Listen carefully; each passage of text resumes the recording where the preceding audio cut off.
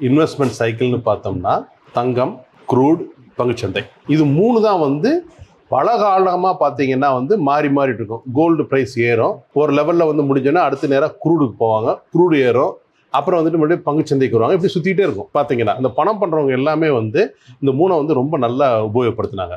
இப்போ வந்து இந்த இந்த முக்கோண அமைப்பு கொஞ்சம் வந்து சரிஞ்சிருச்சு.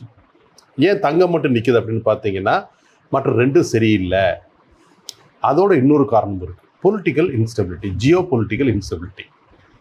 இதுக்கு ஒரு முக்கியமான காரணம்னு பார்த்தீங்கன்னா ரஷ்யா வந்து கிட்டத்தட்ட $300 பில்லியன் அவங்களுடைய ஃபாரெக்ஸ் டாலரில் வச்சுருந்தாங்க. டாலர், பாண்ட், இதெல்லாம் வந்து கோல்டு, இதெல்லாம் வந்து வெஸ்டர்ன் கண்ட்ரிஸோட பேங்கில் இருந்துச்சு அவங்களுக்கு. உக்ரைன் சாங்ஷன் பண்ண உடனே அதை ஃப்ரீஸ் பண்ணிட்டாங்க. $300 பில்லியன் பார்த்தீங்கன்னா இன்னைக்கு இந்தியன் ரூபாயில் பார்த்தீங்கன்னா 26,40,000 கோடி. அதாவது தமிழ்நாட்டோட ஒரு வருஷ ஜிடிபி ரஷ்யா இழந்துருச்சு. திரும்ப கிடைக்காது.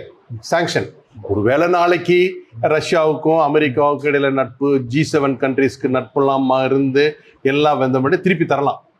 ஆனால் இன்னைக்கு வந்து அந்த பணத்தை உபயோகப்படுத்த முடியாது. எதுக்குன்னு நினைச்சாங்கன்னா இந்த பணம் இருந்தால் வந்து அந்த வார் கண்டினியூ ஆகும் அப்படிங்கிறது தான் அதுக்கு காரணம்.